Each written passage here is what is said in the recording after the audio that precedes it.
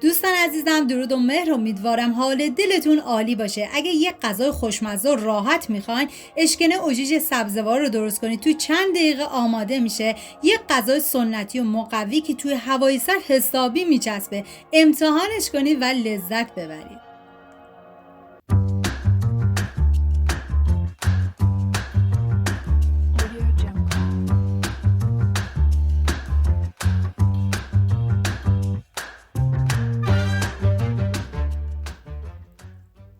مواد لازم: گوجه فرنگی، رشته آش، پیاز، سیر، پیاز چیپسی و ادویه هم شامل نمک، زردچوبه، پودر گشنیز و فلفل سیاه هستش. من اندازه های دقیق و داخل دیسکریپشن نوشتم. حالا پیازی که داریم من به صورت اسلایسی ریزش کردم و شما به هر مدلی که دوست دارید میتونید پیازتون رو ریز کنید. فقط سعی کنید که از پیاز فراوان استفاده کنید. و سیری هم که داریم به صورت نگینی کاملا ریزش میکنیم و بهتون پیشنهاد میکنم دست به کار بشین و این اشکنه فوق العاده خوشمزه رو درست کنید. و گوجه فرنگی هم که داریم باید کاملا پورش کنین که من رنده درست کردم. شما به هر وسیله‌ای که دوست دارین میتونین گوجه فرنگیتون رو کاملا پوره کنین. حالا این مواد آماده کردیم میذاریم کنار. داخل قابلمه من کره حیوانی ریختم و همیشه گفتم اگه براتون امکان داشت برای غذاهای سنتی از روغن و کره حیوانی استفاده بکنید، عطر و طعم غذاتون رو بی نهایت خوشمزه میکنه. و پیازایی که ریز کردم و بهش اضافه میکنم و هم میزنم و میذارم تا پیازها کاملا سرخ بشه.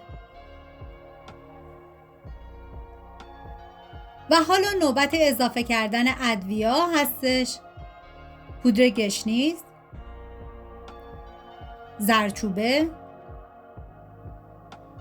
نمک و فلفل سیاه. ببینید تو رسیپی اصلیش پودر گشنیز نبود، پس قابل حذفه. هم میزنم و میذارم تا ادویه ها تف بخورن و عطر ادویه ها آزاد بشه. و بعد از اینکه ادویه ها تفت خوردن، حالا سیر رو بهش اضافه میکنم و هم میزنم و میذارم تا سیرم یه تفت خیلی مختصری بخوره.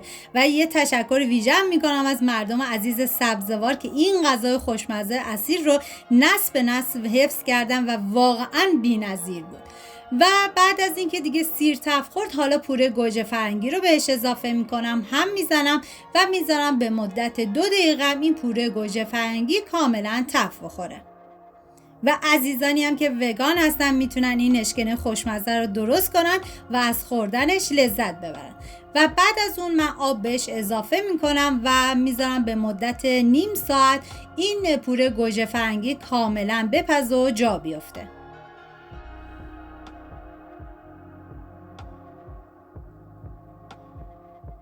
حالا یه هم میزنم و بعد از اون دیگه بهش زمان میدم.